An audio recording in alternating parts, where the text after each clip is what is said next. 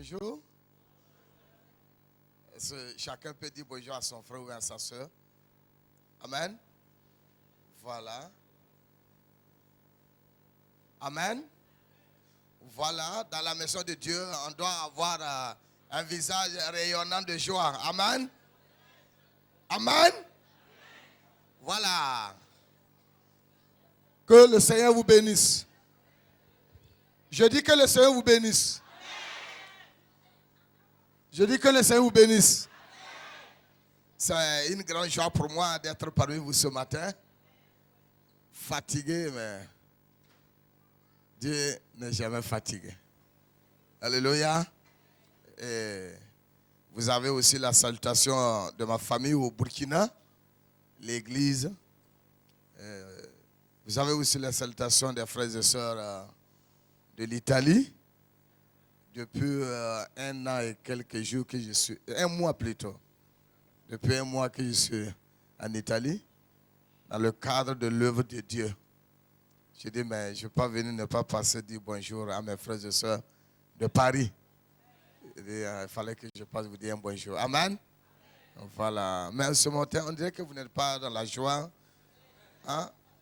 On dirait que vous n'êtes pas dans votre peau, quoi. Amen. Voilà. Donc, à l'église, l'église n'est pas un cimetière. Donc, comme ce n'est pas un cimetière, on doit avoir toujours le visage rayonnant de joie. Amen. Amen. Amen. Parce que lorsque tu as franchi cette porte, seulement c'est fini. Jésus a tout fait pour toi. Mais pourquoi tu te soucies encore? Hein? Pourquoi tu es assise tout triste? Tu es assise découragé. Hein? Amen. Est-ce que je vais demander à mon doyen?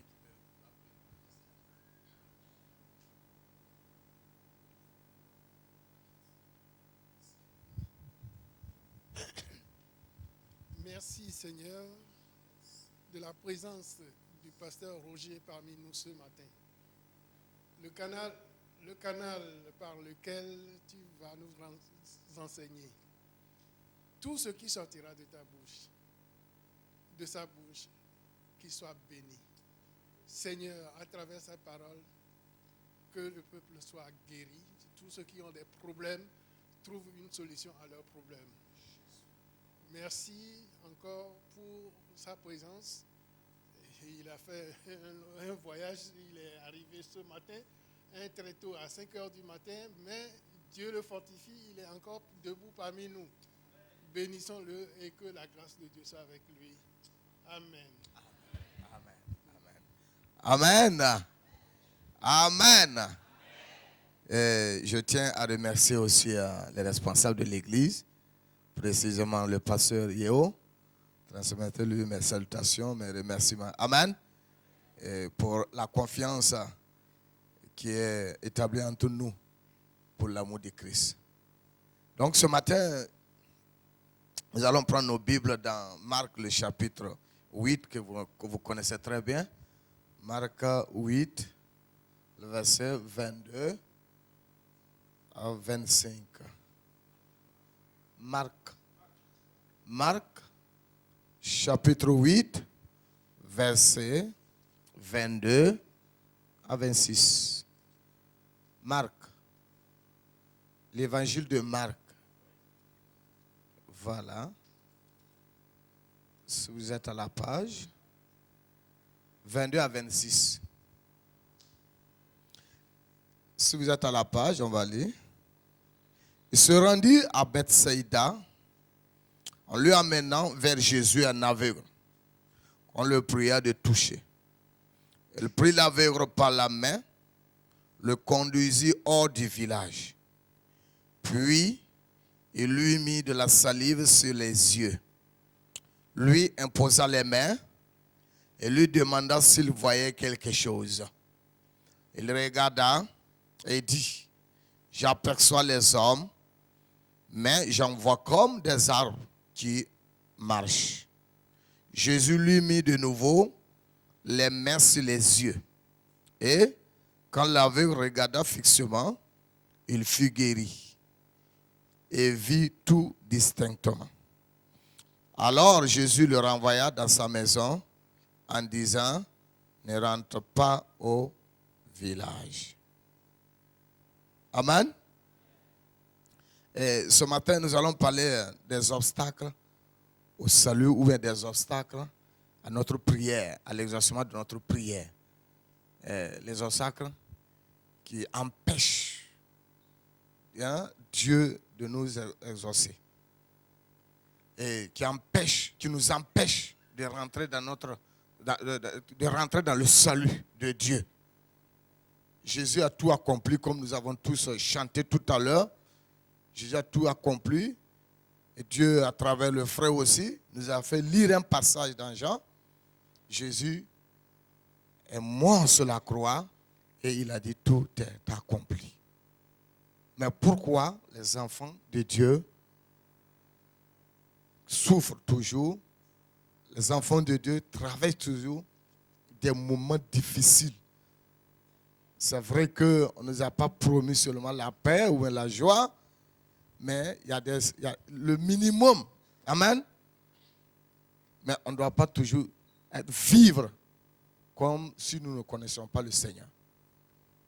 Et si Jésus a tout accompli sur la croix, on doit marcher dans le salut avec victoire. Mais des fois, il n'y a pas cette victoire. Chaque fois, notre mission, et nous nous relevons, notre mission. Mais si Christ vient et qu'il nous trouve dans les moments de faiblesse, qu'est-ce que nous allons faire? Donc, nous allons parler de ces 3 aveugles. Ça, c'est le premier aveugle que Jésus a guéri. Et nous allons voir, lui, son obstacle. On va voir tout à l'heure. L'obstacle qui l'empêchait de voir clair. Et le deuxième, c'est toujours dans le même passage de Marc. Nous lisons maintenant dans le chapitre 10, que vous connaissez tous aussi. Là, c'est le verset 46.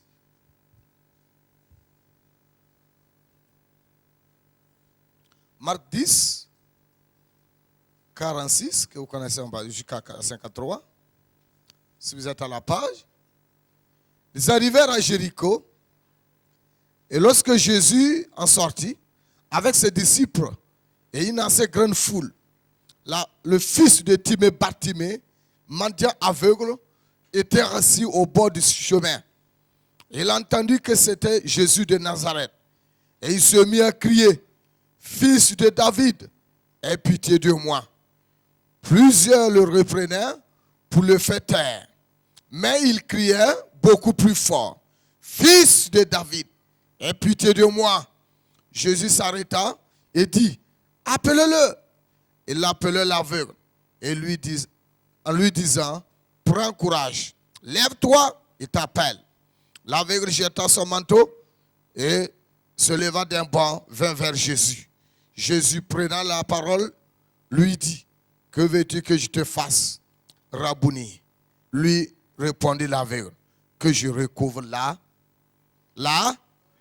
Jésus lui dit, « Va, ta foi t'a sauvé. » Et aussitôt, il recouvra la vue et suivit Jésus dans le troisième aveugle. Jean 9, que vous connaissez bien. Le verset 1 à 7. Jean 9, verset 1 à 7. Jean 9, le verset 1 à 7.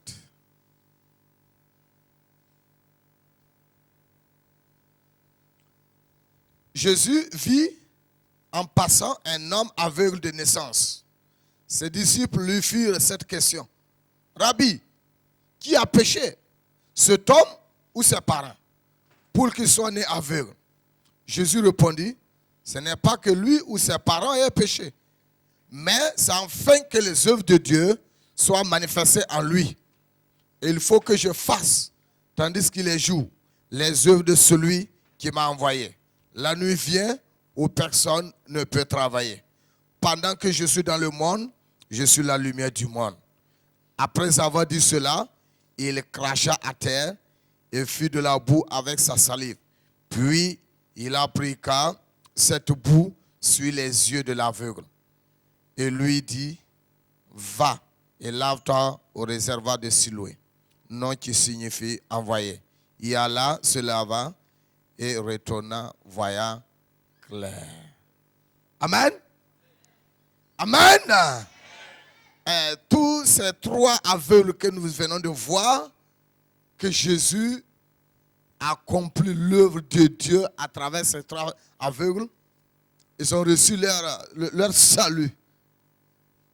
D'autres ont reçu ça, pas difficile, et d'autres ont reçu aussi, mais c'est pas facile aussi.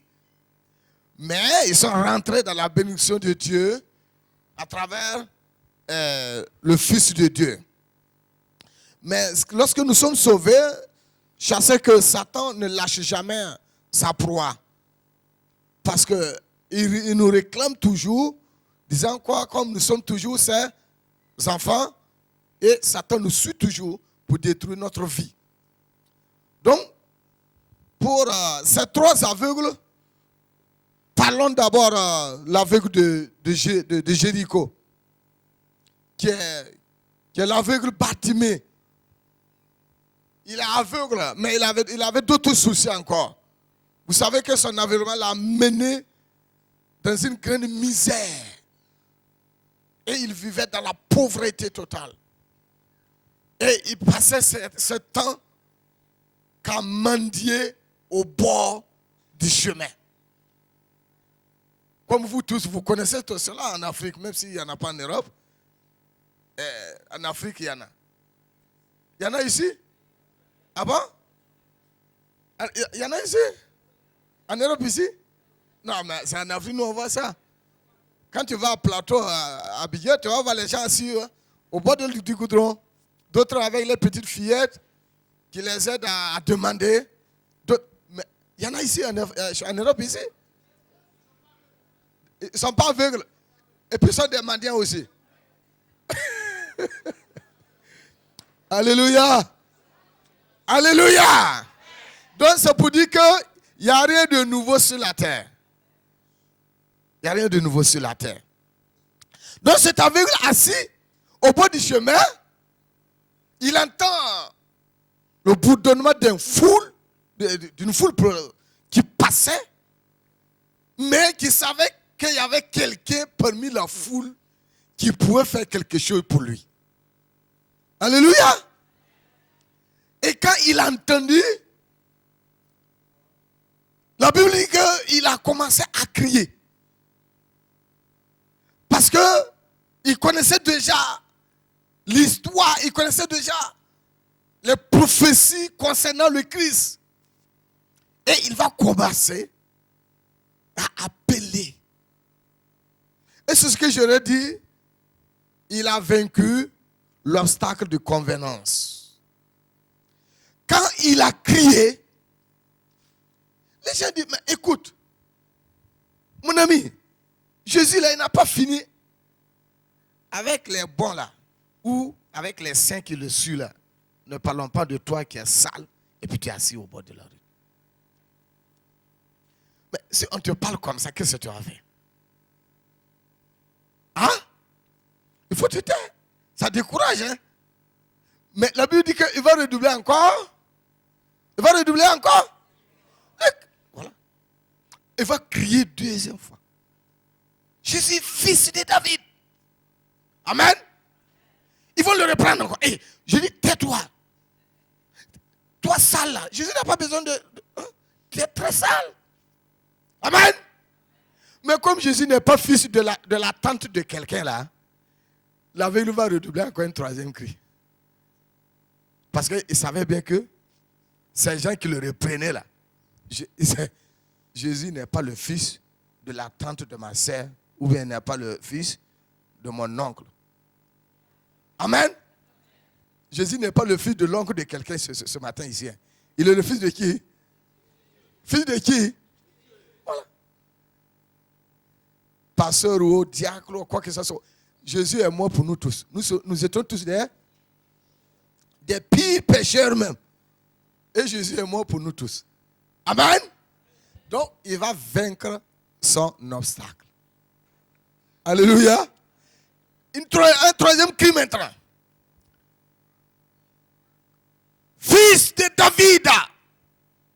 Qu'est-ce qu'il faut faire? Aie pitié. Aie pitié. Et le cri va tomber dans les oreilles du Seigneur Jésus. Il va s'arrêter. Il va demander qui crie là. Appelez-le. Appelez-le. Appelez-le. Quand vous lisez le texte, les mêmes personnes vont dire, lève-toi, il t'appelle. Ce n'est pas vous qui l'avez dit de ce terre-là. Lève-toi, il t'appelle. Il t'appelle. Frère, il faut crier fort pour entrer dans ta bénédiction. Il ne faut pas regarder ton entourage. La foule nous empêche de rentrer dans notre bénédiction spirituelle et matérielle. Ta foule peut être ta famille. Ta foule peut être tes amis. Ta foule peut être tes parents. Ta foule peut être tes connaissances. Ta foule peut être ton milieu. Qui t'empêche? Tu veux faire l'œuvre de Dieu? Dis non! Écoute.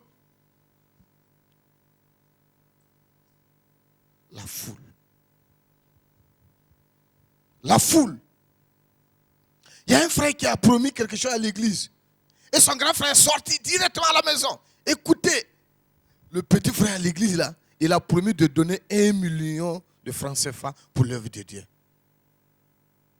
Et il y a eu quoi?